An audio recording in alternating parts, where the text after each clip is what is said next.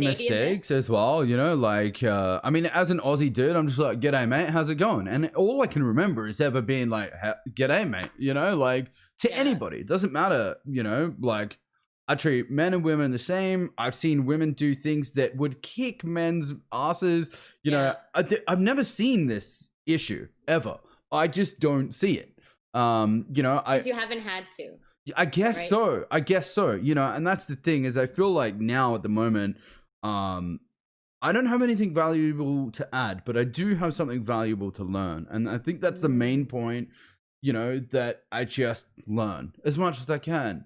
You know, I can dedicate learning to a multitude of things. And I think the most important thing, you know, as a world, as a planet right now is to just learn a little bit. And I think it's just a little bit, you know, just a tiny little bit. And we'll go so far in, you know, in such a short amount of time. All right, chat. Listen, I'm going to talk to you a little bit about our guest, and then I'm going to give her a call and let her on. Hello, good morning, Chrissy. So my next guest, her name is Sabrina. She also happens to be the owner of my company. She's Vancouver-based journalist, podcaster herself. She runs her own podcast. She hosts the YVR Screen Scene podcast, a twice-weekly interview show that celebrates actors, filmmakers, and other artists who populate the local film and television industry. She wrote a column for a TV Industry Journal, a Vancouver Courier newspaper, and a bunch of other publications until one of them ceased in April 2020 due to COVID, unfortunately. I love the YVR Screen Scene. Let's go! She won a Women in Film and Television Vancouver Spotlight Award in 2016. Amar Murray Journalism Awards in 2017 and 2018. In November 2019, she hosted the UBCP ACTRA, wow, this is hard to say, Awards red carpet. And again, like I said, what's up, Grizz? How you doing, man? She co-owns my company. I won't say my company's name because I don't want people searching it up. You can find all of her stuff at YVRScreenScene.com, at YVR Screen Scene, or at Sabrina MF. My dudes, this girl is an absolute freaking powerhouse. She is like literally one of the craziest people you'll ever meet in your entire life. So, chat, without further ado, if you would like to say hello to my next guest, Sabrina Furminger! Oh my goodness. Can you please say hi like that? Like every day. Every day? Sabrina! I love it. It's joyful. Hi! I like it. How's it going? Hey, I was just fighting over the Switch with my kid. I like it. We were literally just talking about Animal Crossing like 5 minutes ago. I love it. I'm addicted. Love it so much. I'm totally addicted, actually. It's probably the only game that I'll legitimately pick up every single day and play it without fail and lose like 2 or 3 hours, like banging trees with a stick. But it's not losing. It's like you're building something, and I feel so. I don't experience ASMR, right? But I have heard that Animal Crossing is very similar to the kind of tingles and joy and flow that people who experience ASMR is. I don't know. I don't know about that. That seems a little weird. Saying about me. Well, I embrace my weirdness, but it's, you know what?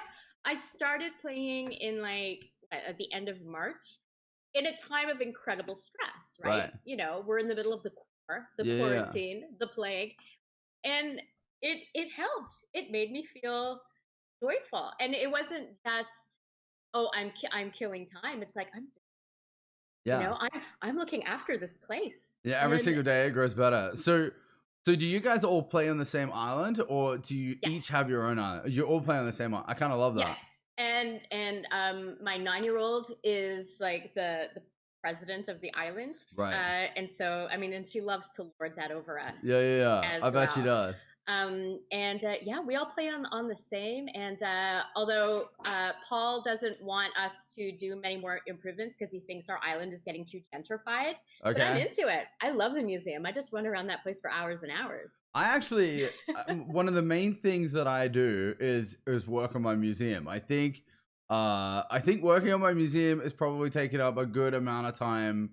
Probably 50% of the time that I play AC is like trying to dig stuff up and find stuff in my museum.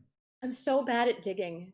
Like it takes really? me like it takes me a while to get the dude to get myself positioned to get the shovel in the ground. But I'm starting to get because old. Feel my age. I feel you. But I was like, wow, I can't move my hand and my thumb hurts. And Paul's like, it's the Switch. It's because of Animal Crossing. Like, am I getting Animal Crossing thumb? Do you have one of the smaller, like the Switch Lite, or do you have one of the bigger ones? I think we have one of the bigger ones. Yeah, and the controller snaps up. So we have one of each. Like I have one of the bigger ones. I actually borrowed it, just FYI. And Jamie has one of the smaller ones, right?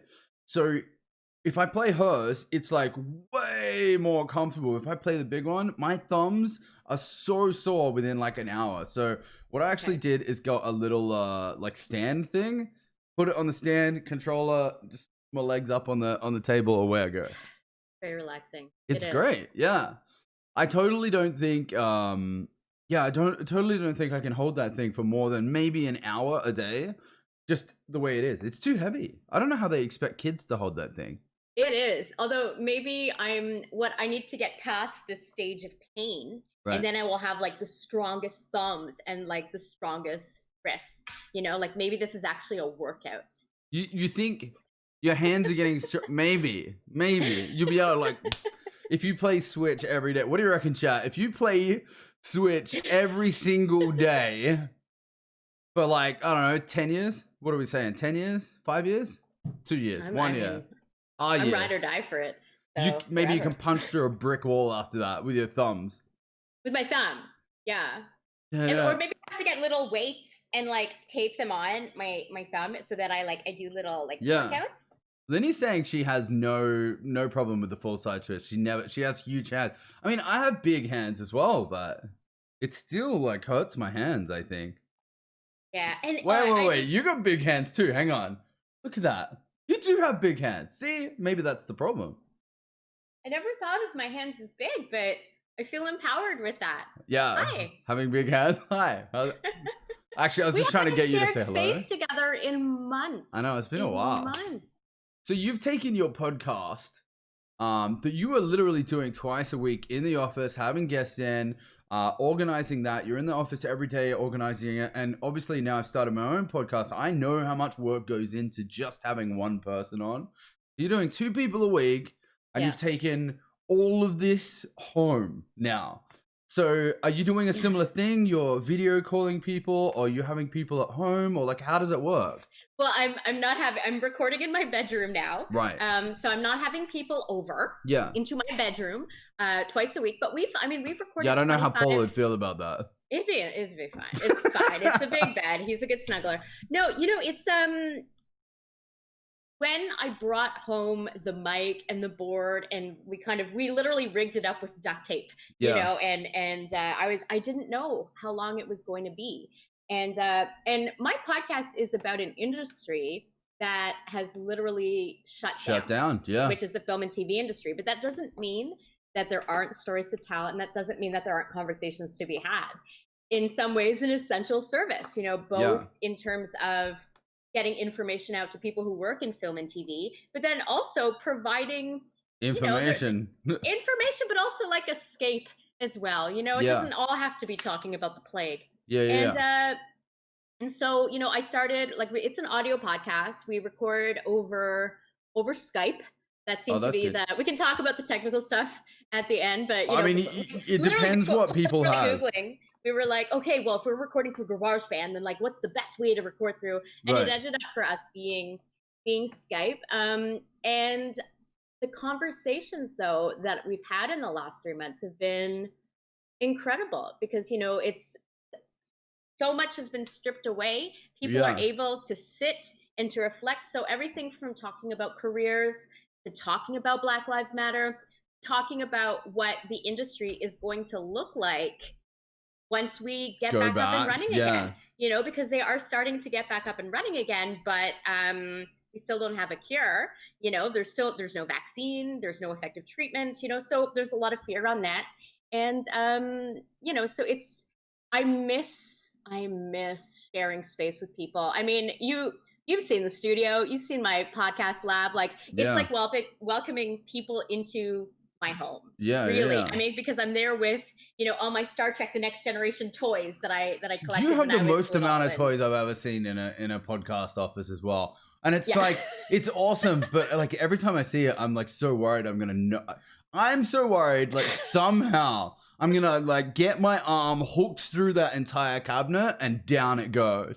So for those of you who don't know what I'm talking about, if you've ever seen somebody that has like a lot of little figures and things like that, I mean, yeah, you can imagine, but it's like an entire shelf and it's like right next to the door as you walk in. So if you walk into her podcast office, it's scary, man. You could totally knock this over. And I'm gonna say this as somebody who has collected for years, and continues to collect. Next time you go to the office, you're gonna see I have, you know, Castle Grayskull with you know all different, you know, He-Man figures. I have a new Gem and the holograms cabinet, but all of those, like we have Ninja Turtles, they're toys, they're played with. They get knocked over. You have no idea the kind of things that I used to do to Commander Riker and Deanna Troy action figures when I was little. So you don't need to be afraid. Well, see, you know, like I mean, you to be afraid. I know people on both ends of it, right? Like, I mean, we both know Aaron, right? And Aaron is like an avid Halo collector, and you can just tell from any amount of distance that the stuff that he is collecting is like expensive collector items, you know what I mean? So there's definitely two ends of the spectrum. And I remember before that stuff isn't in the office. Totally. That stuff is either like packed away or it's displayed like where you can't touch it. You know, I love when people come in and they like we're talking like people who are starring on some of your favorite sci-fi shows right now, and they come in and they're like, oh my gosh, like this is amazing. Or they'll be like, oh, I acted with this guy, you know, and they'll like send him a photo and like that I don't know, that's so crazy. That's so crazy when that, like, you know, somebody will walk in and I'll just be like, wait, I know that guy. Wait, how do I know that guy? And you're just like, hey, what's up? And he's just buddies with everybody. I don't understand how you do it. Because so should I say what my podcast is? Did you say what it is? I said a little bit, but I definitely want you to explain it yourself as well. You said a little bit. So I host a podcast called the YVR Screen Scene podcast. YVR meeting Vancouver. That's our airport code here in Vancouver. Right. And I talk to people who work in the film and television industry in Vancouver. So everything from actors to directors to showrunners to stunt artists, who just come in and talk about the work that they do. And I've been covering this industry for years. And the thing about covering this industry is such a small community, you know? And so I would go to events and then I would have these incredible talks, and then, you know, they'd be over and be like, hey, you want to go for a drink? Or I just see them at the next thing. And so I became embedded, really is the best term. You know, that idea of like a reporter being embedded with a military unit, and then they become like, that's how I feel about the film and TV industry here. Yeah, behind the scenes. It's kind of like a weird kind of thing where I come into this as a fan. I wanted to move to Vancouver. I mean, I moved here to be with Paul. I mean, honestly, like 21 years ago, we fell in love in love. I mean, he is a good-looking guy. He's a big boy too, right? Pardon me? He's a big boy. He's a good guy. So I don't know. I get it. We'll keep him. Totally get it. Yeah. But I moved here to be with him. But I'm from out east. I fell in love with Vancouver watching the X-Files. You know, watching all of these shows that filmed out here. Oh wait, X-Files was filmed in Vancouver. I feel like X-Files was filmed in Vancouver. Man, I feel better now. That's awesome. It's so rad, you know, and so a lot of the people that I'm talking to worked on those shows, and so I come to this though as a fan first, like that. I feel in a lot of ways that I'm like this proxy stand-in for the people who don't get to sit down with these people on a regular basis, you know. But at the same time, I've become such a fan of the craft of acting and these actors who, You know, I mean, especially for working actors in BC, it's not super glamorous life all the time. Yeah, we get to go to some red carpet events, Yeah. but mostly it's standing out, you know, in the mud. Like one of my dearest friends, Lee Majdub, works on the 100. Yeah. And the 100 is like renowned for, you know, they're always on the out in the mud and no Yeah. rain. And they're, you know, so there's, and then the other, one of the things that I love most about working on the podcast is because my job is to tell the human story behind the screen story, Right. you know, to talk about the people who are bringing these stories to the screen.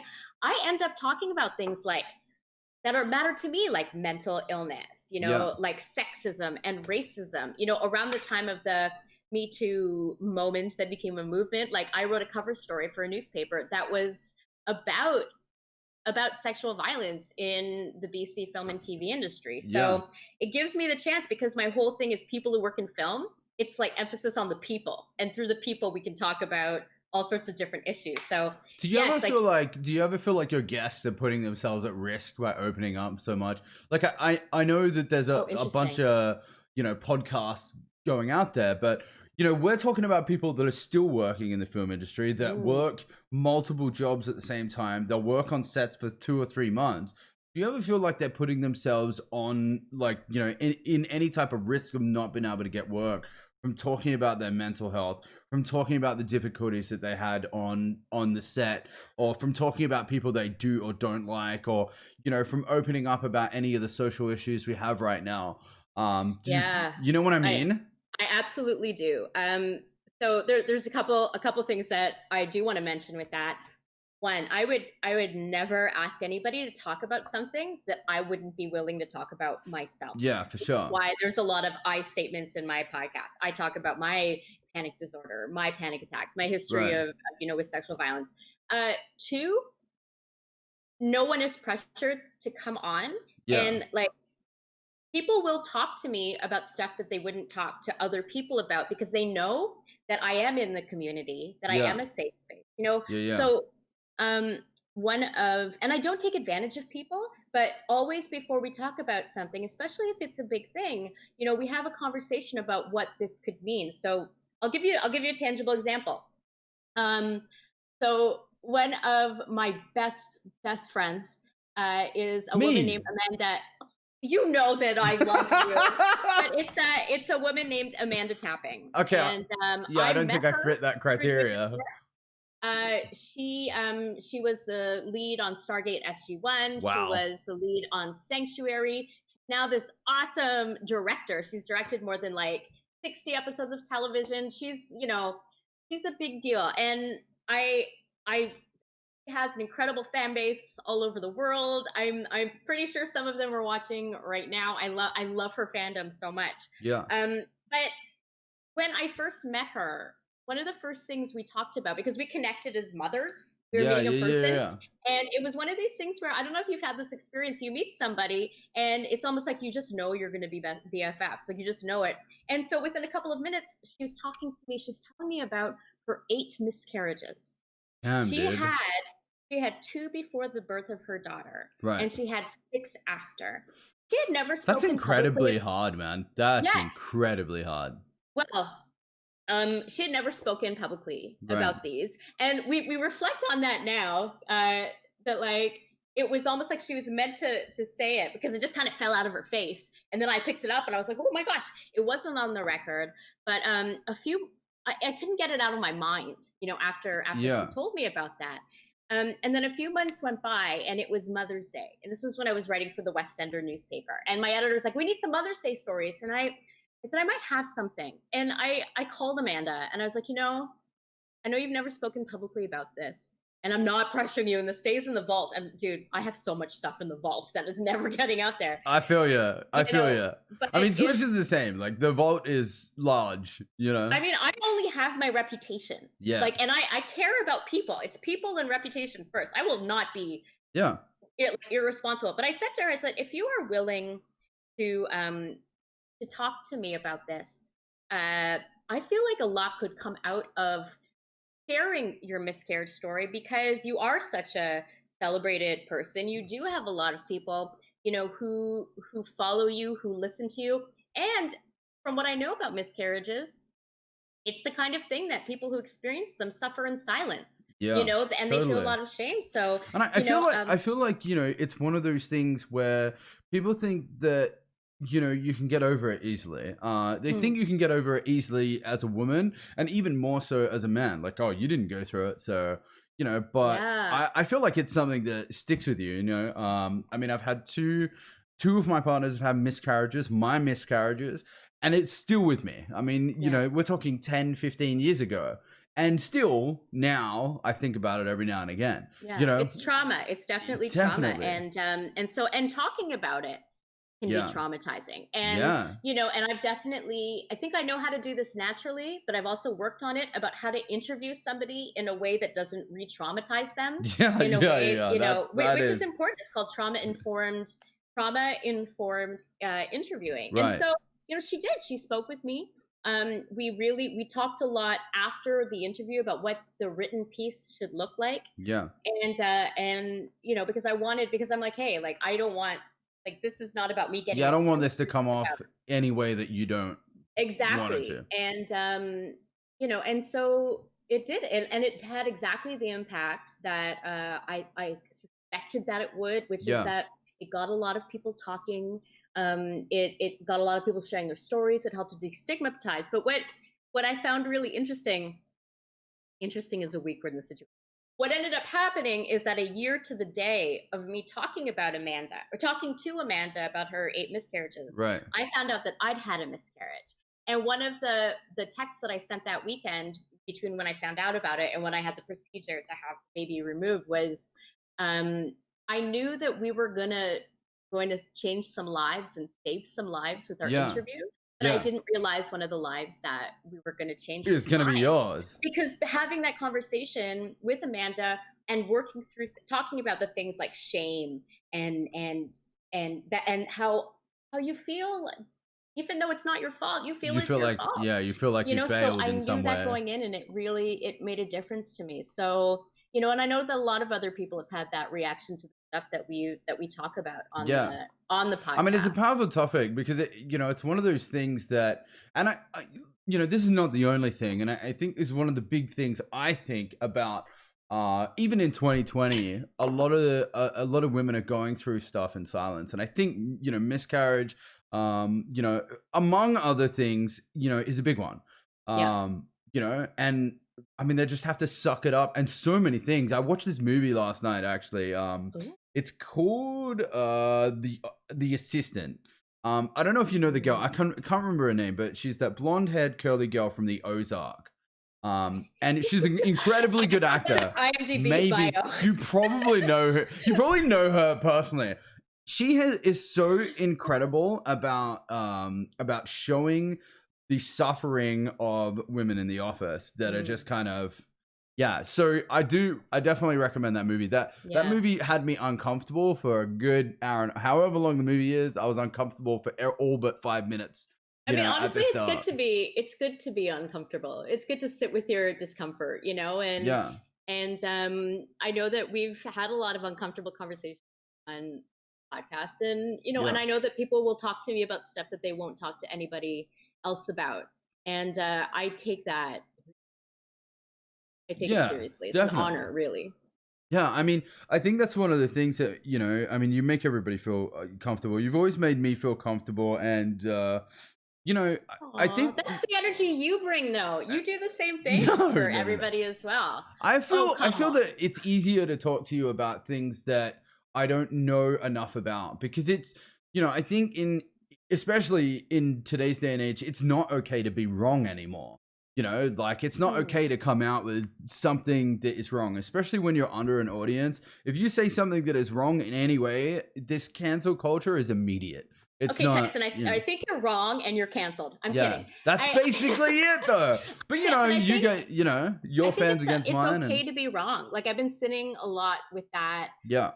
As I'm hosting this Black Lives Matter panel this afternoon. Yeah. So you're working directly after this as well, right? Like, I don't know if straight after, but you're packed. I'm going to take a minute to eat my plate of cookies. Right. But then I'm going right into this talk about Black Lives Matter. And even though I'm somebody who considers, like, I'm a person of color, I'm a non-Black person of color, Right. I'm an ally, there's still a lot that I don't know. Yeah. So I think it's good, it's okay to, as you can say stuff and be wrong, but say it, but with an open heart and an open mind, that you can get, you can be corrected, or at least be open Yeah. to the fact that, like, the world isn't all, I mean, black and white, because that's what but it's not. Well, that is what we're talking about these days, and it's like, how do we fix that? We're just fucking every color, like. Yeah. But it's also an exciting time. Yeah. I thought about this after the Me Too moment became a movement. Yeah. And thinking about my own kind of complicity in rape culture, and it's like, what, you're a feminist, you're a woman, you can't, and yet you can, because part of complicity is just accepting that the way things are is okay. Right. Part of complicity is being like, okay, so it's after dark, I can't go for a walk outside. Why can't I go for a walk outside? Yeah. But Paul can go for a walk outside. Well, here's the thing. That's one of the big things that I've always not been able to empathize with, because I'm a big dude. I'm a big Australian dude, and I grew up fighting, right? So I have no fear. I'm like, oh, it's 1 a.m. I could totally go for a walk right now. You could. And because I've never had the thought in my mind that my life is in danger at 1 a.m. I would totally walk through the worst neighborhood in Vancouver and the worst neighborhood in Australia at 1 a.m. in the morning. And I feel confidently that any danger that come my way, I'd be able to take care of. And if I didn't, I'm fine with that. Like, I'm okay, around violence and things like that. Now, that isn't the most, okay thought to have, but in no way am I in fear of my life ever. Yeah. And, and now I'm not going to say I'm expected to, but now I have to try to empathize with people that feel completely opposite that. And there's no way for me to understand from any type of personal point of view what that feels like, But I think that, empathy, I think that you can feel empathy and compassion, even if it's not your experience. Right. Just the awareness that people have a different experience than you do. And when you're aware, then you can work to try to make people feel safe as well, which is something that's really important. That's something I feel about it as well. Like, especially, I've been with Jamie for, almost 10 years now. So I feel like I use my not fear to, at least in some way, mitigate her fear. You know what I mean? Because it's two different things. And, she can take care of herself, like, no problems, right? Yeah. But having me there makes her feel safe. And I guess that's a way I can use my whatever little experience to help her experience in another way, Yeah, for sure. No, you're a good partner. You I know think? that you're a good husband. Yeah. Okay, so explain to me this panel you're on today. So how does it work? I mean, I know a little bit about it, but I don't know the broader story. Well, okay, so I have sat on diversity and inclusion panels before. I have moderated them. I have been a guest. But often when you're on these panels, you'll be like, okay, here's a panel of all people of color. And then you sit there and you're talking to a room of all people of color, and we're all talking about how tough it is. But then that's it. It's almost like we've aired our grievances, but the only people who are listening are the people who are going through the same thing. And so right now, because of what's going on in the larger world, because a lot of people are like actually saying something, which is Black Lives Matter, right? And Indigenous lives matter. And what does that mean? It means that they matter. And so it's time to really listen if you haven't listened before. So we're kind of us and the Vancouver Asian Film Festival, who has done a lot of these kind of panels in the past, are hosting an online panel where we have artists, Black artists who work in the Vancouver film and TV industry, talking about their experiences.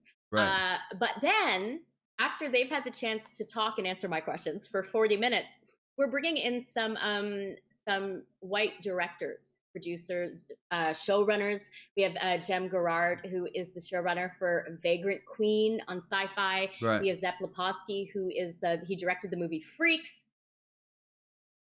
And then we're gonna bring them into the conversation, and not in be like a you this, you that, in a defensive way, but it's okay, we realize that things have not gone well, and that that we're not. It's not a balanced representation, or even like a safety issue, people feeling safe, feeling that they can voice the ways that they've been made to feel uncomfortable, even if it's something like a microaggression that has to do with the fact that makeup artists in film and TV don't necessarily have to know how to do black hair, Right. you know? And so if you're like, oh, you don't know, but I've been hired to do this role and you don't know how to work with the hair, that's a microaggression. So Yeah.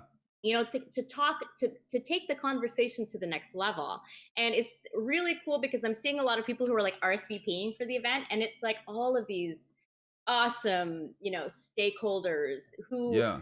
you know are actually in a position to make some change so that, you know, the playing field is more level, and so that we can hear different stories, and, you know, really like it just everybody's gets better. We'll all make more money, you know, the content will be better, Yeah. you know, and it'll be a safer world if you can see people on screen who look like yourself, or if you're seeing people on screen who don't necessarily look like people you know, Yeah. but then that's Yeah. how you get to know them. You know, I mean, like, let's even talk about like something like Will and Grace. You know, you can't like negate how much the fact that everybody got to have that time, you know, with gay people. That might have been for middle America, that might have been the only gay people that they got to know were the characters on Will and Grace, you know. Yeah, but And it, then you know, it was something.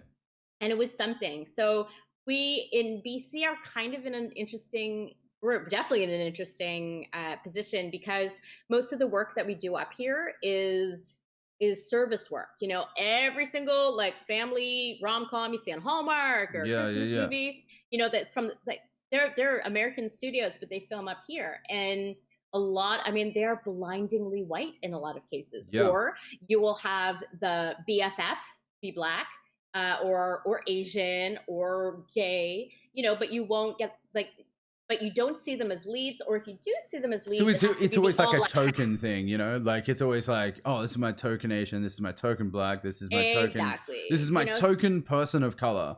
right. I do see that in a lot, but it, you know, growing up in Australia, there isn't African Americans or the sense of black people in the same sense. It's you know, in Australia it's Aboriginals, Yeah. and you know, we just didn't grow up with the same type of racism that I am seeing now. And I wasn't exposed to it, you know. I was exposed to racism that just seemed not bad to me growing up. And I found that the more I've been educated, and the further I go into education, now I'm noticing it everywhere. I'm noticing it in everything, especially now. And I'm especially obviously noticing it in America.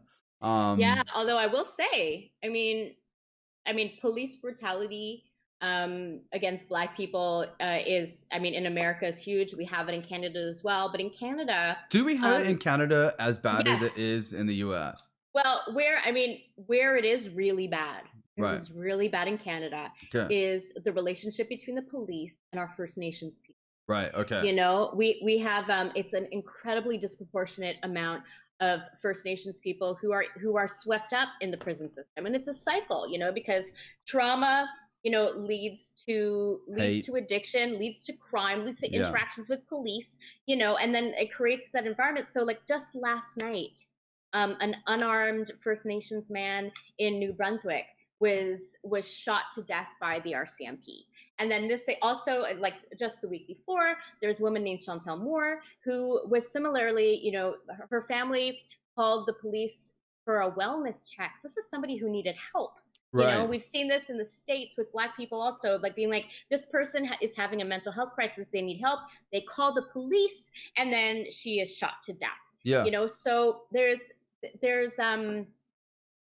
a lot that we're talking about, and there's a lot that we're talking through, and I am learning a lot right now. You know, I mean, so the talk that we're doing today, we are going to be talking about everything from, you know, those microaggressions that we talked about with the hair. We'll be talking about tokenism, and then we'll be talking about how we can dismantle white supremacy, you know? So it's an exciting conversation. We're not going to solve racism in an hour and a half. No. You know, but it's also about like, I've had to learn, you know, like I've had to learn how to talk about race, because in Canada, we're very polite. But it doesn't mean that we're not racist.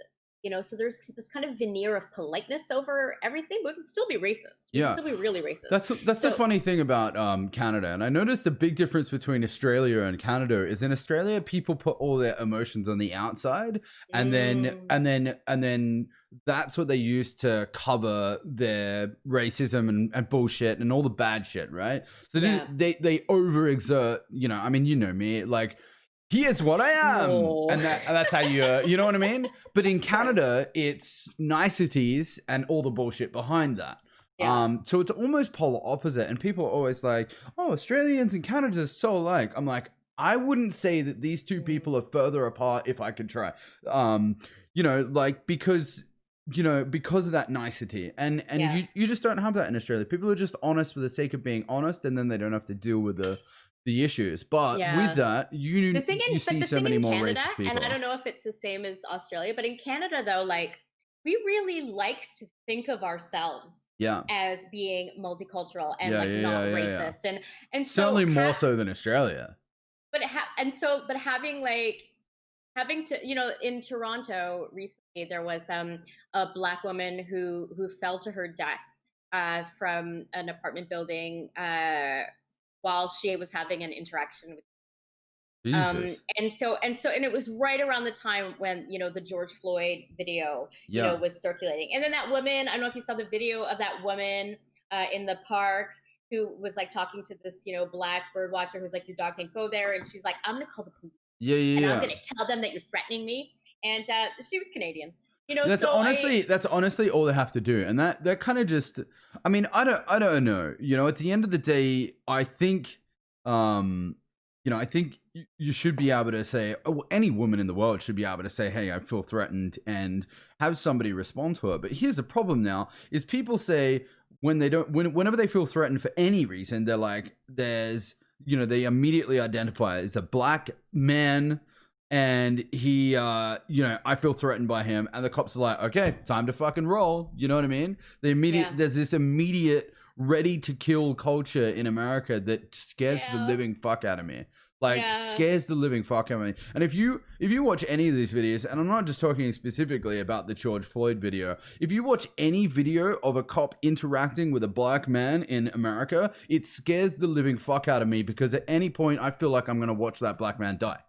You know? Or a Black boy. I mean, Tamir Rice was 12 years old. So, exactly. But I gotta say, like, I love so many Americans. Americans are making my heart sing. Everybody who is getting out into the streets. It was like, what, last night was day 16 of these incredible protests, and just people, white people, Black people, Asian people, just out in the First Nations people, and peaceful out in the streets, as well. and that's peaceful. Yeah. I mean, you know, both you and I are on Twitter, right? So here's the thing. Here's the thing about Twitter. Twitter shows you all the good, and the news shows you all the bad. So if I watch the news, it's fucking protesters doing all this bad shit, bad, looting, bullshit, violence. Everybody sucks. Yeah. And it's usually Black man, Asian dude, fucking one white guy trying to stop the fight. Cops are good, blah blah blah. Turn to Twitter, cops are bad. You know, and literally it's this video after cops doing really shit things that makes you want to cry. And I've cried a lot in the last few weeks. Totally. You know, and then the world being good. You know, I feel like we are coming together, and we did this for gay people a while ago. We're still not there yet. We're still not there yet for trans people either, but we're getting there, you know? And I feel like if we can, I guess we'll use Will and Grace as that starting point. If we can get from where we were at Will and Grace towards gay people to where, you know, if that's the starting point, it's far too late, but at least it's a starting point, right? Yeah. And those of us who work in entertainment have a responsibility as well, because we are part of putting out the content that people see that normalizes stuff. So that's what I'm really excited about talking about today with everybody. You know, like we have Rikia Bernard, who plays Doc on Van Helsing. Oh, cool. And, you know, we have this gentleman named Andy Hodgson, who's a DP, one of the few Black crew members that you actually see in Vancouver, right? Yeah. Like we don't, and then Marion Barry, who's this, you know, remarkable actress and theater artist. and she's on Snowpiercer. Oh, that's cool. Yeah, Snowpiercer is a cool show. I actually watched a little bit of that. You watch what? A little bit of the new Snowpiercer thing, and my buddy Alex Ponovic, who's also on Van Helsing, big guy. Remember when he came into the office? Yeah, he's massive. He's 6'5". He's such a I'm a pretty big guy. I'm not really tall, like I'm 5'8", but I'm a stocky dude. So when a dude literally goes around me, I'm like, whoa, all right, man. You know, and he shook my hand, and his hand, like, you know, when somebody grabs your hand and their fingers wrap, like, usually it's I got big hands, right? So usually when I shake somebody's hands, my fingers curl around. When his fingers curl around and touch each other on the other side, I'm like, wow, that guy's big. He's just a big boy. I love him so much, you know, but and he's somebody whose career I've been following for many years as well. I've interviewed him so many times over the years. So, you know, it's exciting to see his career go. Can I just say one thing? 2 shows that I watched over COVID-19 that I'm so excited about. Totally. Okay. And they're both like, they fall under the umbrella of BC Film and TV because they were made here. Right. I think we've gone out of sync on the video. Oh no. It's okay. How do I do that? I think fix it? I think I'm gonna fix it just by restarting the camera. So what I might do is I might just hang up and call you again. Okay, so I don't have to touch anything, right? Should be okay. All right, give me 2 seconds. My cookie. Yeah, so The Hollow and Motherland Fort Salem are both chef's kiss. I love that. I'm so in, dude. I think more and more in my life I'm just, you know, I'm more and more attracted to just good acting. It doesn't matter who it is, you know, what color they are, what gender they are, or anything like that. I'm just, you know, as I grow as a person, I'm attracted to people that are growing as a person as well. I've been following a lot of young actors, you know, like that girl I mentioned in The Assistant.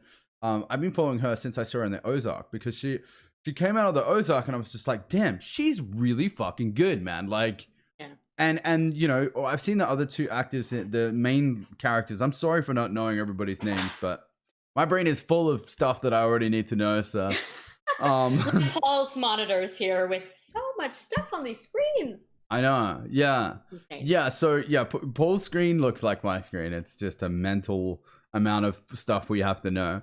And but you know, I see somebody like that, and immediately every time I see them in a film after that, I'm like, whoa, let's go, dude. I can't wait. I'm so excited to watch this movie now. And I wasn't disappointed either. I feel like I have a good gut instinct on that.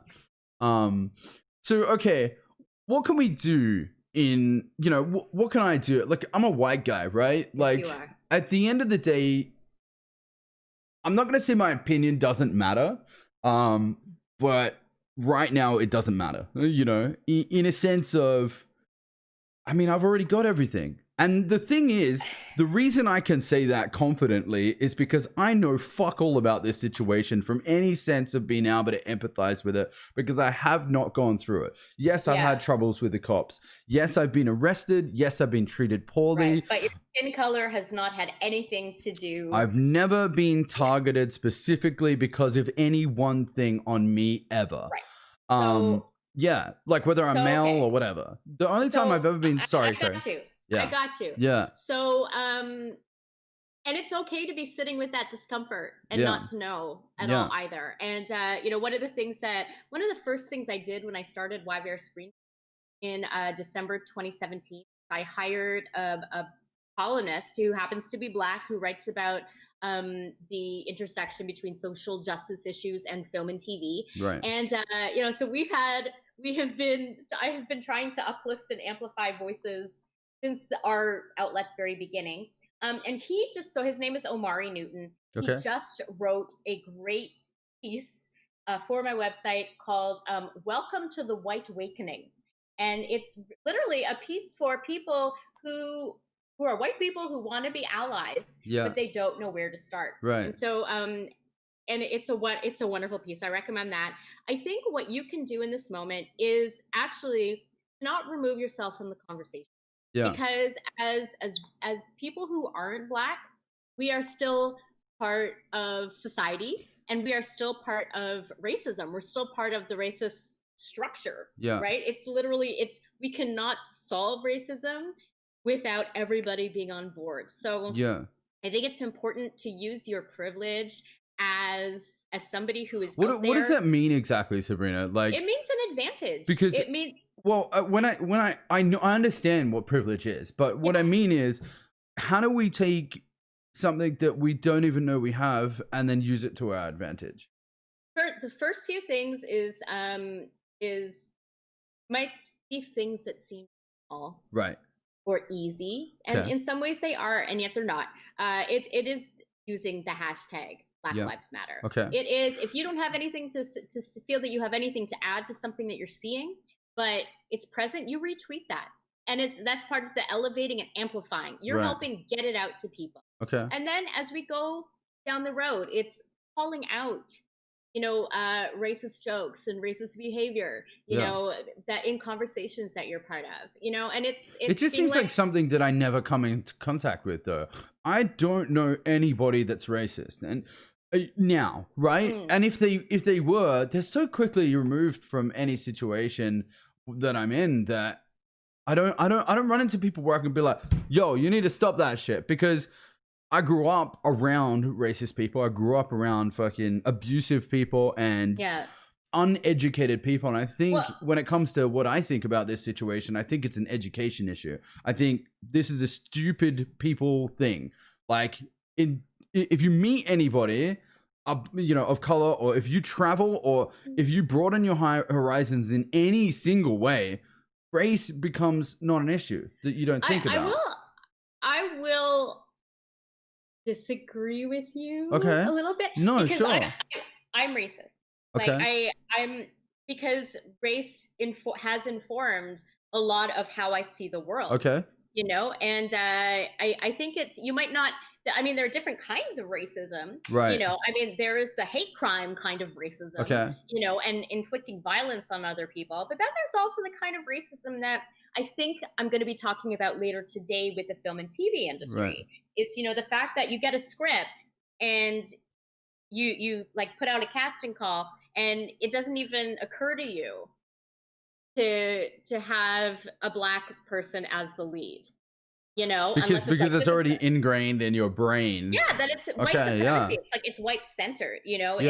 and so it's even like we're going to be talking a lot today about Hallmark specifically, and these So Christmas if you want to hear movies and more stuff. about if you want to hear more it's- about the they industry, are- these are some of the most sugary, sweet things that are on TV, and yet in they're so glaringly white that they actually do some harm. Especially if they're so popular, because they present an idea of the world that doesn't really exist, and they are so popular. So, it's like, yes, I'm not a racist person. I'm not calling people bad words. I'm not, but like I've had to, but I recognize my privilege, and as somebody who owns an outlet, and be like, how can okay, so we've done this, but how can I even do better? Yeah. And I'm going to be trying to do even better moving forward. And, for me in Canada, I want to do better both with elevating and amplifying Black voices. Yeah. And also First Nations. I mean, that's something that we as Canadians, like, we're complicit in how we just accept, oh yeah, that's just the way it is. Yeah, I think that's a big problem that I have. Aboriginal Indigenous people in jails, and it's like, but they represent this much of the population, so why are they this much in jail? And especially when a lot of what they're reacting to is the fact that they were being sent to residential schools, that they were like, the RCMP in Canada was literally started as a police force to go and round up Native people. Like this is this goes back, no one person is going to solve it, but you talking about it, admitting your discomfort is going to be part of us moving forward. I feel like, yes, in a way I'm uncomfortable about it, but I'm more worried about just doing the wrong thing in any way, any sense of the word.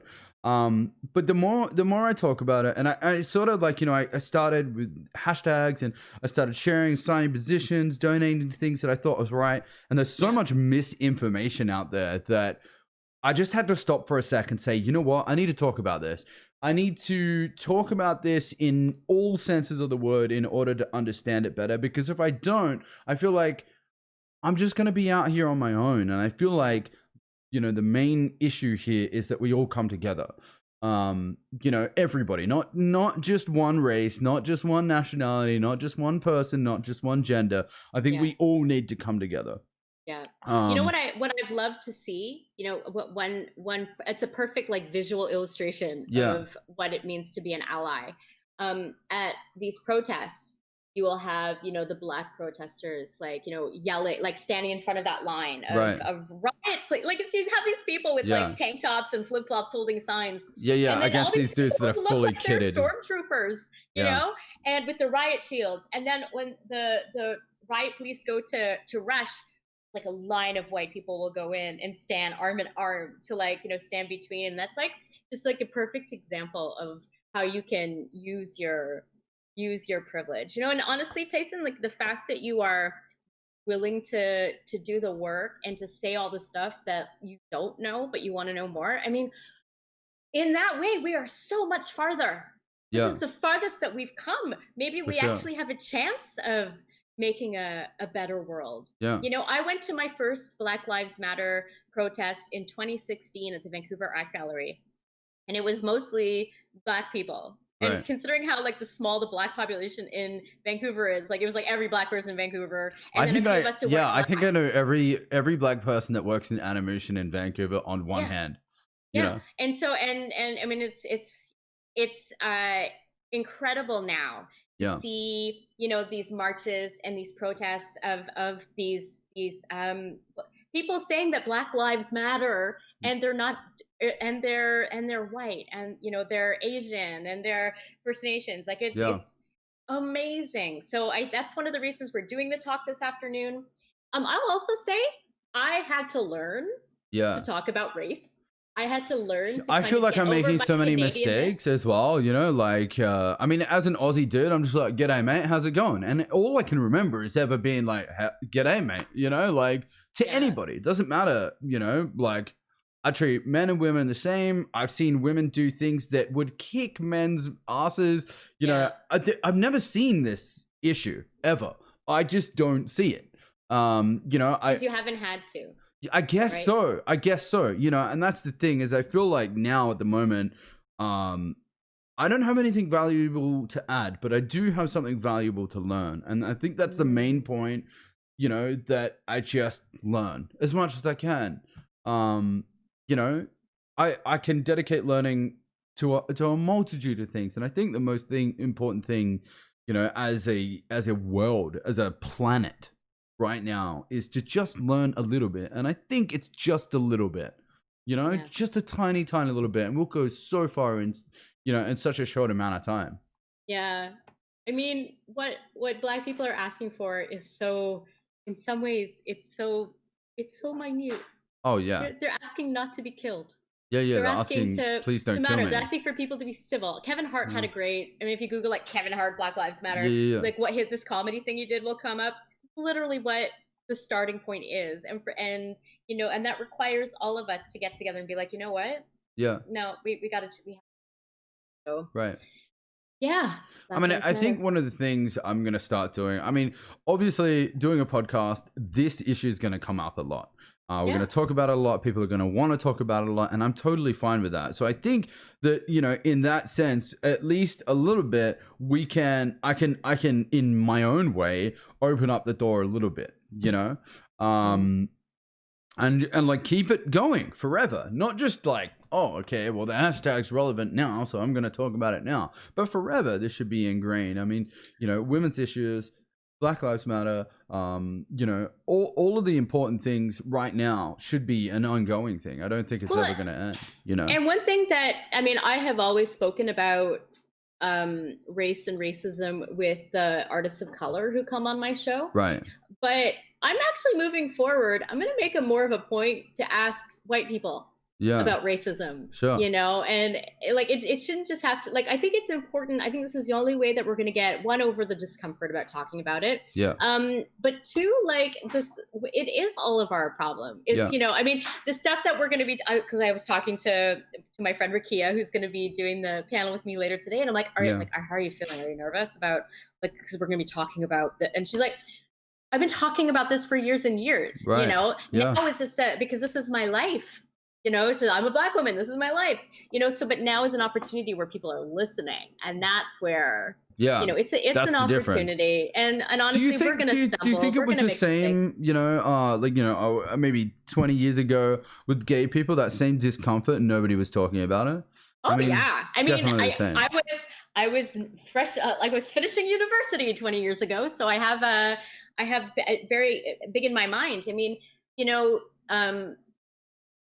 back then, back in my day, Dyson, you're not that much older than me, man. Don't do that. You're not that much older than me. Shit. I'm in a different decade than you, sir. Just.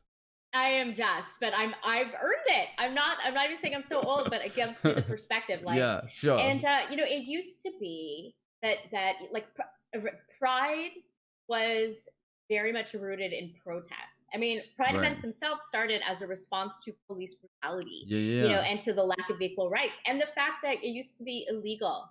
It was illegal. Yeah. Just like it is in some parts of the world. And now it's this corporate thing. And, you know, I get all these emails about, like, you know, oh, it's Pride Month, buy this in rainbow. And I'm like, oh my God. Yeah, like, happy Pride Month, by the way. There's something that's really, yes to all of us. Yeah.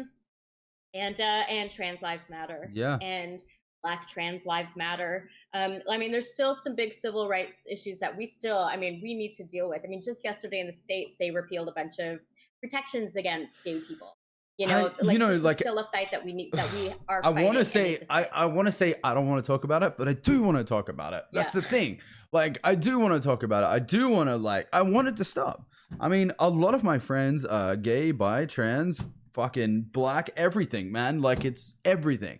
I know people all over the world, and they're hurt. They're all hurting right now. Literally, all of us are hurting right now, except for me, basically, you know. And I just want to help my friends, man. What I can do. You're doing that. I mean, amplifying, elevating, those aren't just buzzwords. That's like giving somebody a hand, lifting them up, you know, talking about, I mean, mental illness, mental health issues. That's a huge deal. Like, you know, see, that I know a lot about. That I mean, but that's, you know, that I can talk about. Back in the day, sorry, I have a visitor.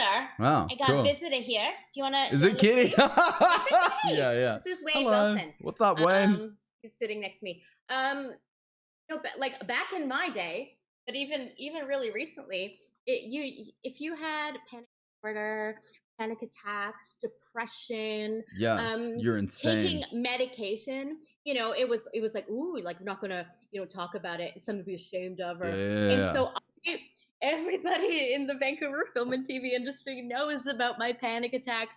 They know about my medications because I talk about it all the time. Yeah. You know?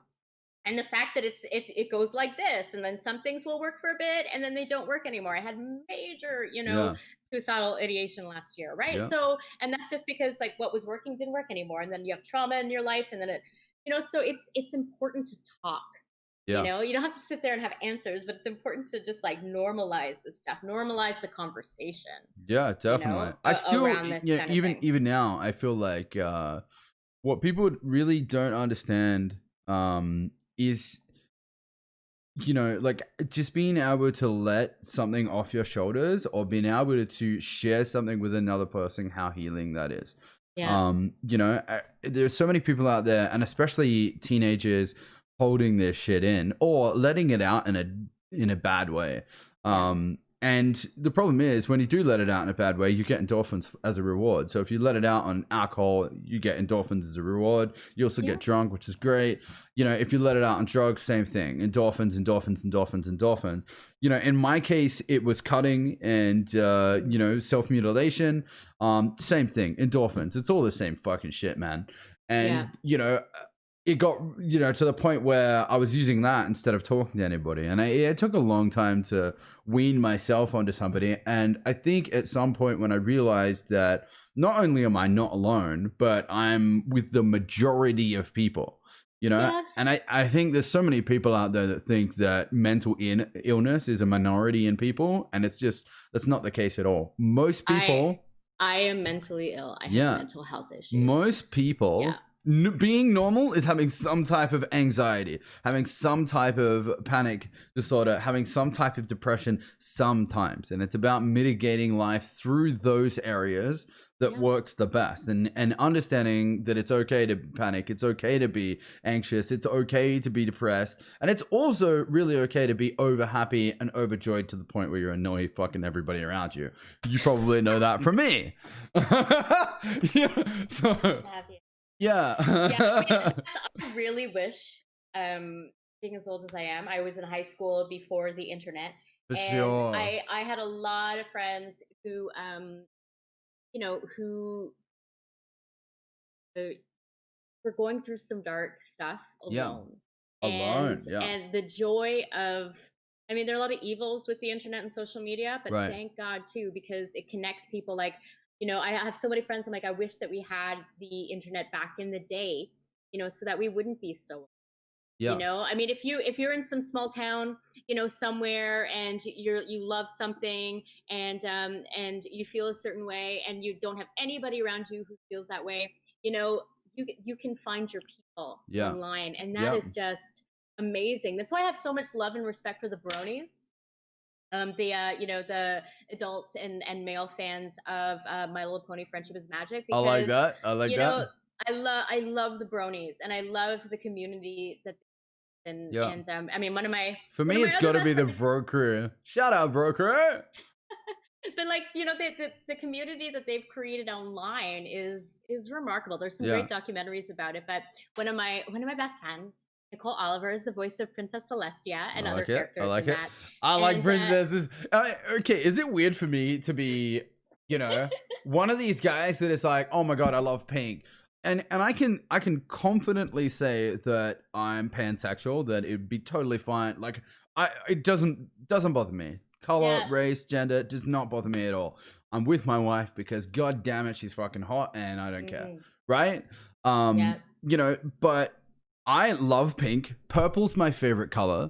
You've known me. I'm girly. I'll get my nails done. I'll do whatever the fuck. Like, I don't give a shit. Well, what's girly? I mean, these are all labels that we put on stuff in different cultures. I mean, totally. I mean, frankly, you go back 300, 400 years to France. Yeah. The most manly thing you could do is wear a powdered wig and wear pink and blue. Yeah. And then my dad is from India. Like, that's my shout out to my Desi's. But and that's a very flamboyant culture, right? Like, and so their idea of masculinity is different than what it is here. But I was gonna say about Nicole, though, she's still travels and goes to brony conventions all over the world. Oh my god, I love that. And where the convention becomes less about, we're here to talk about My Little Pony, and more about, like, we're here to be with our people. We found our people. So and she loves tapping into that creative energy, and I honestly, if I'm a fan of anything besides BC Film, it's fans. I'm a fan of fans. I love passion and I love fandom, So we have a person in chat named Cuttlefish. They said conversation therapy is still illegal or illegal in Quebec. A friend's parents were treating conversion therapy. Yeah. Conversion. So a friend's parents were threatening to send his brother to one of these places recently. Okay, so I don't know anything about this. What is it? It is. So there are some people for whom, some parents, some families, where if you go and say, oh, you go and tell them that you're gay, they will see that they will see it as a big tragedy, and they will go out of their way to find different treatments and therapies, like praying the gay away, to change. Yeah, but that doesn't work. No, and it's torture. It's torture, and that's why it is illegal in so many places. It's So this is what whenever I hear about something like that, like gay camps, things like that, just imagine, for whatever you're in love with. Let's say you're a straight white dude that's into women. That's fine. It's easy to imagine. Or a straight white girl that's into dudes. For whatever reason, we don't need to talk about anything else. Imagine somebody trying to tell you that that's not hot. That's not something you're attracted to. How the fuck ever do you think you would ever not been able to do that? Like, there is no person on this planet that could stop me thinking my wife is hot ever. You know, like in any way. So why do they think it's gonna change for gay people? I don't understand. Like why they think that is actually even possible. And then they call themselves scientists, right? I mean, I had so many friends because I went to a performing arts high school, and it was around the time when Rent. Do you know the musical Rent was coming out? Yeah. I hate musicals. I look at me. I'm covered in I can't watch music. Couldn't watch Sweeney Todd. I couldn't watch Rent. I'm just like, they start singing. I'm just like, see you, bye. Well, that was a really powerful one, though, to be at an arts high school in the 90s when Rent came out, and it had so many, gay and trans characters in it. And they were all going through those, like a lot of my friends were going through the experience of, it's a very traumatic experience to speak your truth to your parents. And I mean, the fact is, and I watched a documentary on this recently, so I have the stats in my mind. More than 50% of homeless youth in America are LGBTQ, and then of that, more than 50% are people of color. So it's like it's because they speak their truth, and then they get kicked out. And so me, I mean, when I was pregnant, I'm like, I myself pregnant, but I was I want to make sure that my child knows from the beginning, from day one, that whoever they love, whoever they are safe in this family. They are in a safe space. The world, I think that really shows in Mari as well. I mean, she's obviously naturally really smart, but she's also one of the most intelligent young ladies I've ever met in my entire life. By not by a small amount either, but like, okay, it's a normal little girl, whatever. Mari's like, I'm gonna be an actor one day, fuck off. I'm just like, all right, man. Yeah. She's designing a YouTube channel. She's designing games. Like she's pretty cool. It's actually been really hard though not to have her in school because like, how's that going? Oh, homeschooling? Yeah. Because you have 5 jobs right now, right? I was going to say this earlier, but I forgot about it. Jobs. So you have 5 jobs. Well, let me try and explain all these jobs, all these different things that you do. Number 1, you're a full-time mom, right? Number 2, you're a studio co-owner. Number 3, you are running a full podcast twice a week from home. Number 4, full-time mom. And then number 5, you're hosting all these panels all over the world. And I'm writing as well. Also writing columns. So the newspaper that I was writing for in April it shut down because of the coronavirus. Right. So now I'm writing for a magazine called Monte Cristo. I'm writing about film and TV. Like that's my jam. How's homeschooling doing? It's tough. It's because I love my child and I think that I'm pretty knowledgeable, but for sure, teaching is a skill. Especially because she's an only child, so you get something from going to school and being around other people. And you've met her, social person. Not only is she a social person, but like I can relate a lot to the way Mari is because I was like that when I was a kid, very, very bright. People always used to say how bright I was. But here's a problem with a really, really, really bright light. If there's nothing else in the room, the white shines even brighter. So everything just gets blinded, So I can. But you know what? She plays so we've been doing homeschooling and stuff, and we get sheets from school that she does. I have discovered something called OutSchool, which is an online learning portal where I can register her and she'll take all these different classes. One that was what's it called? OutSchool, outschool.com. You should sponsor the YVR Screen Scene podcast. Yeah. We're talking about it a lot. Yeah, let's go. But she's learned about everything from the suffrage movement to multiplication, but using Minecraft language, right? To cats, and it gives me a chance to take a seat out. But then every evening, her best time of day is when she's on the FaceTime with her friends and they're playing Roblox and they're playing Minecraft and and then we're all fighting over the Switch so that we can play Animal Crossing. I love that. I love that. That's the most amazing thing I've heard in this COVID time. Just fighting over a Switch for Animal Crossing and Well, what I love about it too. I mean, if you want to talk about the educational aspects of it and why it's so reassuring, it does teach delayed gratification. Because you Right. work towards something like paying off your loan, and then like you go and you pay it, like, okay, so tomorrow you gotta come back tomorrow, Yeah. and you'll have your other room. I She's like, love oh my that god, oh my about god, oh my Animal god. Crossing. It like forces you into this chill box, you know? Yeah. Like it really does. And I'm like, wait, I can't buy turnips until Sunday? What am I going to do? I spend my money? Do I spend my money now and try and Can we make talk it back? about turnips? Can we talk about turnips Oh, for a go. second? Yeah, go. Okay, so we've just gotten into, I mean, it was within the last like 5 weeks, I guess, gotten Right. into the turnip market. Daisy May comes on Sunday mornings with the whatever the thing is hanging from her nose. Yeah.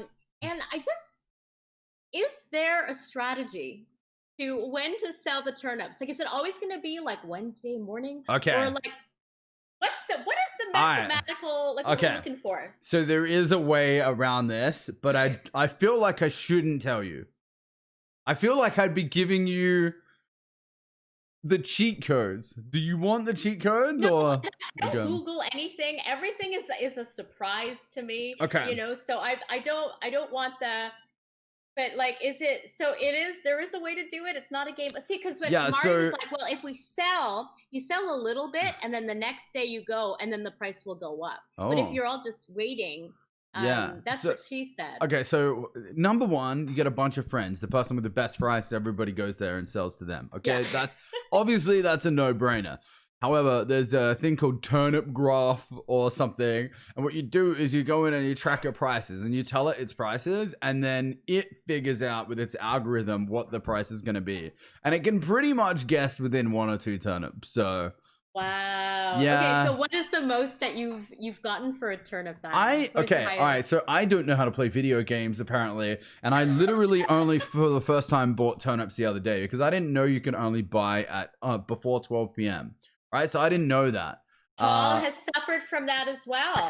Yeah, because he sleeps in. Like, oh, she's gone. I'm like, yeah, he missed her. Yeah. So now I set an alarm, and I think like this weekend I'm getting a group together so we can hang out and buy our turnips and I saved up like almost $1 million just to buy turnips this time. So I'm hoping for a good yeah. I'm like super nerdy. Like, don't get me wrong, I can have a deep conversation, but when it comes to games, I'm just like you know. I love it. I mean, no, I love it. Okay, so the thing is, Mari started like a few other different like profiles because she wanted more people on the island or wanted to get more, but then she just like leave them in their tents. So I actually have 4 different characters that I play on the island. Yeah. And so like, and then sometimes like they're working to get, okay, so this one is, we're going to work to get like pay off his loan so we can get like the 3rd room. And then this one we got to get her out of the tent. Like, this is ridiculous. You know, so okay, how does it work when you have multiple?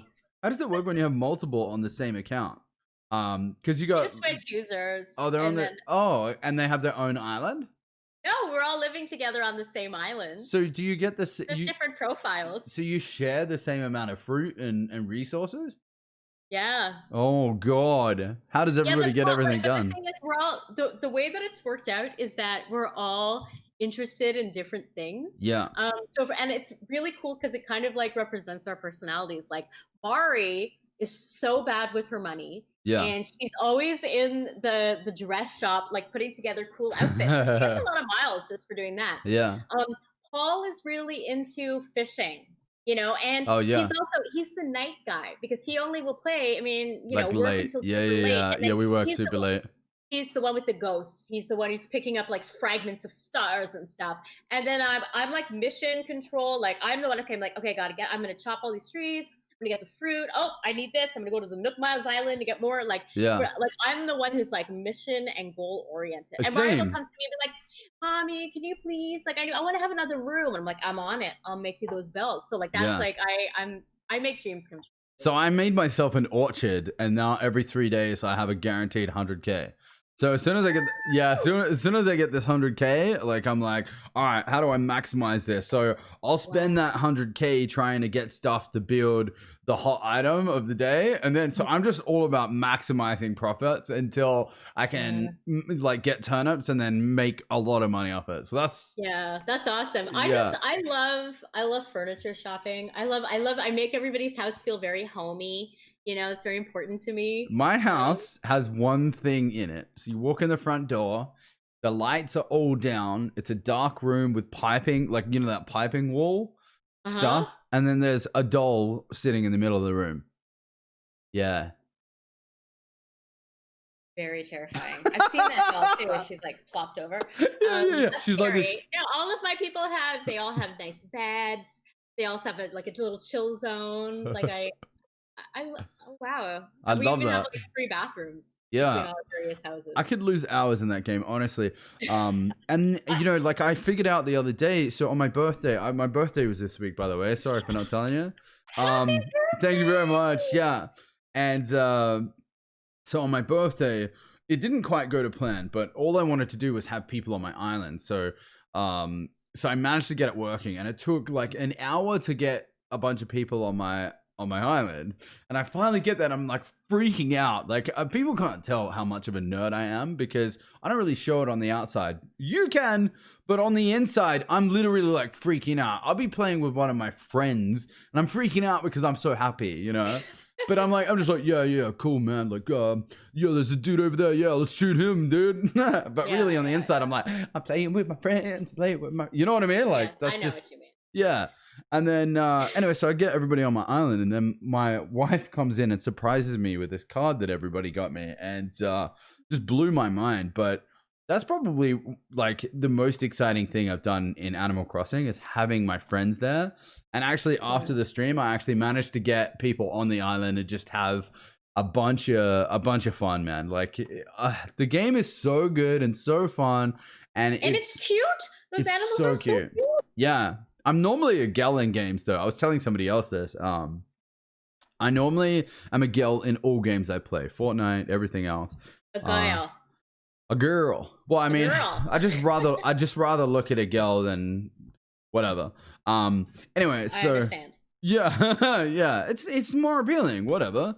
And like I'd always rather play a character not as myself. I used to try and get really intricate with characters and try and make them look like me, and I was like, I don't want to play me. Like I'm playing a video game, right? Yeah. But in Animal Crossing, I have to play me. I cannot play a girl. It's too cute. It's too like it's creepy. You know? Don't you think? They are very cute. It's weird though because I have like one that I've made to look like me, and then I play another one that is made to look like Mari. Yeah. And then there's a little boy and a little girl that Mari made that are named after our cats. Oh. So when I play them, it's like one's a little boy, one's a little girl. I look at them as if like they're the human versions of Wade and Vanessa. Yeah. So yeah, no, Hey. Somebody had an anatomical mannequin thing that he placed, so when you went towards it, you just saw the silhouette of a person, and it's terrifying in their room. So yeah, they have a mannequin, and then when you walk into the room, it's just like a silhouette inside the room. That's hilarious. Yeah. Smart. I like that. Yeah. Yeah. What are your thoughts about Tom Nook? Like, what's his deal? Okay, all right. Okay. I think Tom Nook is a fucking narcissist. Okay, I fucking hate Tom Nook. I wish he didn't own the island. That's what I think. Predatory lender. Is that weird? Yeah. He's predatory. Yeah, he is absolutely predatory. Like that dude is a loan shark basically. He's like, hey, I'm gonna add a room to your thing. It's $100,000. You're like, okay, $100,000 for a room, totally. Okay, you want to add another room? Okay, that's $500,000. Hang on a minute, Tom. Hang on a minute. This room is smaller than the last room, Tom. How has it cost 5 times the amount, Tom? And Tom's just like, yeah, you've already agreed to it, so ipso facto 500. And you, yeah, I hate Tom. Yeah, and then the fact that like, so Timmy and Tommy, are those his kids? They look like his kids. Yeah, that's actually like, a really good question. I was at like for the first bunch until like they got their other shop. That one little dude was out there waving the flag all day long. Yeah, and then into the night and the rain. I'm like, what are you doing? Like Tom Nook, what are you doing to your kids? What are you making them do this work for? Wait, change. I mean, chat. I said change. Chat. Is Timmy and Tommy, are they the kids of? You've blown my mind. My mind is blown. Are they? Yes, they are. I think they are. Yeah. Interest-free loans, sign me up. I'm so happy that they have their own thing going on. And as much as I don't like, I like the hedgehog. Paying back my loan, I love supporting their business. They are the kids, apparently. Yes, they Yeah. are. Cookie Cat saying, yeah, they're the kids. That's hilarious, Cookie Cat. man. Cookie Cat. Do you know who Cookie Cat is? I know who Cookie Cat is. Hi, Cookie Cat. Clean your room. I think I know who Cookie Cat is now. Yeah.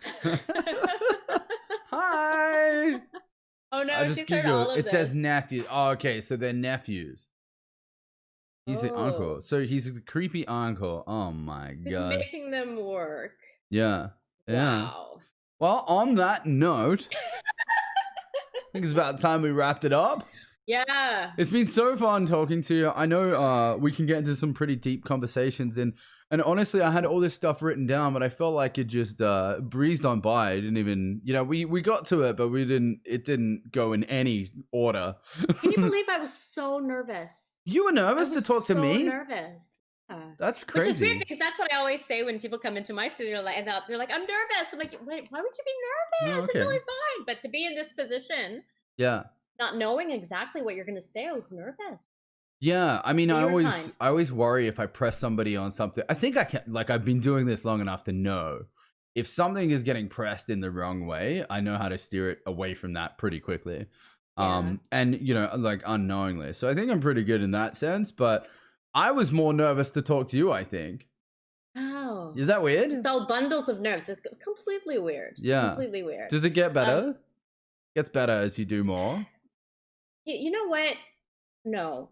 But I think it's because, like, I'm always nervous right before my interviews, and I don't think it's because I'm drinking G Fuel. Yeah. I think it's because I care. Like, I want to make sure the people that I'm talking to have a good experience. I want to make sure it goes well, because there's a kind of like alchemy that needs to happen, right? So yeah, it's just like I used to feel that way before I used to sing. When I was a jazz and musical theater singer.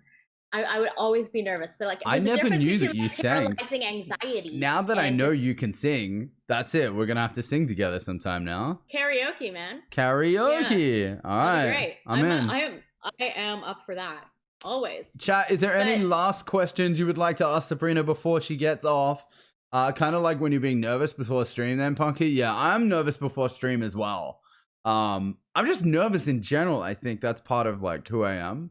And I think what are you nervous about though before a stream? Like what's going through your mind? What's making you nervous? I think like, as much as people say like numbers and stuff don't affect them, I think they really do. They really do affect them. And you have to really get acclimatized to having 80 one day, having 8 the next. And people you're not ready for that mentally ever. It's not a thing that, goes well in your brain. And sure, if you're getting 100 million views roughly per video, you're like, all right, whatever. Great. No worries.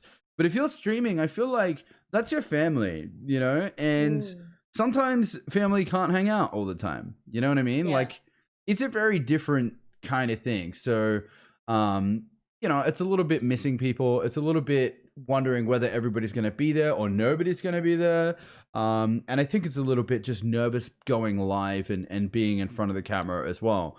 But I use that to fuel it. Like I like that feeling. If it's not there, I feel like I'm doing something wrong. Well, I don't know if you noticed when I was still recording the podcast in the studio, but I would finish an episode and the person would leave and I would be like, so exhausted and like want to celebrate, and I would go to the freezer and I had a box in the office freezer of ice cream bars and I would just like reward myself with like because I'd be like, woo!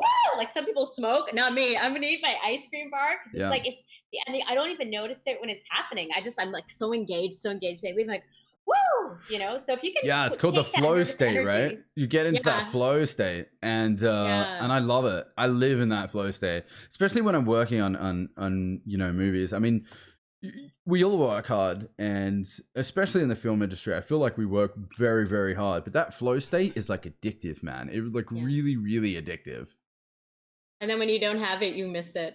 But luckily during the COVID-19, the core, I've still had those conversations. Have you been more or less productive, do you think? Productive. I mean, it depends on your definition of productive. Okay, all right. I mean, let's go with the generalization. I've been more. because I'm also the homeschool teacher, Yeah. I have to manage all of that and manage the household, and what I'm missing are the one-on-one or two-on-one, like the meetings with my people and the stuff that makes up a day. You know, the walk between when I leave the office and go pick up Mari. Like I miss that, you know, and so I miss walking to work, but apart from that, I feel like I'm in such a better place. I have anxiety anyway, right? Big time. But my anxiety comes from because my brain is overactive. I'm constantly thinking of 4 or 5 things. Like even right now, I have a whole other conversation going on in my head. I mean, you've met me before. You know what it's like, right? Once or twice, yeah. You know, so now I'm in a stage where I feel less anxious because I don't have to like immediately say hi to everybody in the morning and worry about that. You know, I don't have to worry about when I'm working out. I don't have to worry about when I'm streaming.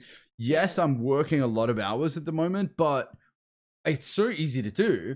And if I do, even if I do a 12-hour day and I've done it, totally fine. If I was at work at any studio, let's say whatever, Method, Scanline, anything like that, if I did a 12-hour day there, what you're really talking about is a 16-hour day, because it takes an hour to get to work, takes 45 minutes to get ready. You have to have lunch because they force you to take an hour off. And then it takes you an hour to get home. So it's absolutely much longer than that. Right now, if I work a 12-hour day, it's a 12-hour day, no lunch break. I can eat, I can drink, I can work out. Doesn't even bother me. And how good is it? Like, I don't know about for you, but I get to spend all this extra time with my cats. Yeah, man. My cat is like constantly just asleep somewhere. It's just, you know, here's me, here's the cat. So, all right. Is Greg in the room with you? Is Greg there? Greg? I think Jamie's still in bed, so he's probably. Oh. Yeah. He's in this spot. This was amazing. This was a great chat, man. I've been really happy with this. Me too. All right, man. I will talk to you later, and hopefully we'll get back in the office soon, and I will see you again soon. Yeah. And then feel free to come into the studio, into my room. I'm actually pick up a toy. Yeah. Without worried about it. I'm feeling like eventually I'm gonna start going back like 2 days a week and then working my way back. And I think we're always gonna have some form of half in, half out, because it seems to be working for the industry as a whole, not just for us, but as a whole, it seems to be working for the industry. And we're able to complete crazy amounts of work in such a good amount of time. We're doing it. I can't say for sure moving forward, but I can. It's definitely something we're considering is a half in, half out type thing. Yeah, I mean, we'll whatever. We'll figure it out. We're gonna have to. Yeah. I mean, we're gonna have rules to. That we have to follow with WorkSafe BC and stuff. Exactly. But I'm actually gonna be putting a plexiglass thing in the middle of my podcasting table. You know, so I'll be sitting on one side, and then my guest will be sitting on the other, which will be so weird. That will be weird. You'll be like talking behind this wall. Yeah, I'll be like, "Can I have your tickets, please?" Like, you know, that kind of where you're at the you're buying a train ticket or something. You gotta you have that full booth, the plexiglass booth. You walk in there. Oh, but you can sit there. Hello. You know. Yeah, like air traffic control. But you know what? Like, we're very lucky in BC. Yeah. That we have the people in charge, that we have Dr. Bonnie Henry, who is our provincial health officer, like written up in the New York Times. Hey, it's coming back though, so I'm super worried about that. I mean, you see California. I mean, look, you know, the data says one thing, people say another thing. We obviously overreacted in some sense of the word. We obviously did good because it went down. So I don't think we overreacted.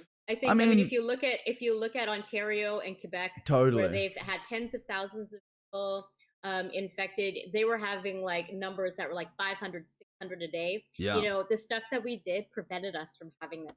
Yeah, totally. I mean, BC did well. I mean, yeah, maybe overreacted is, you know, the wrong term, but what I mean is if that's your opinion, but it feels so intense. But like, but at the same time, all the stuff that we did, closing down when we did, you know, schools and stores and our business, like, we saved some lives. You know, we know and love people who are immunocompromised. Like, there's a lot at stake here, right? I mean, I have 2 people in my house that are immunocompromised, so me being one of them. Severe asthmatic and you know, And so my brother-in-law is diabetic as well. So, Ooh, yeah. and he's like the bad one, the type 1, the injection one, type 1. God, I'm so ignorant. Jeez. What's wrong No, with me? hey, we're trying. We're trying. I'm All trying. right. All Well, right. thank you. Yeah, thank you. Black Lives Matter. Trans For Lives sure. Matter. Yeah. Black trans lives matter. And yeah, you matter. You're not alone. Thank you. Thank you, Sabrina, and I will see you. I'm gonna see you so soon, man. I have no doubt in my mind that I'm gonna see you really soon. I have a feeling that I'm not going to be able to stop from hugging you, though. It'll be hard. I'm such a hugger. I'll be like, hey. I'm a hugger too. That's the that's my biggest problem now is seeing people and hugging them. Yeah, it's hard. It's hard until for then, people like us. bye for now.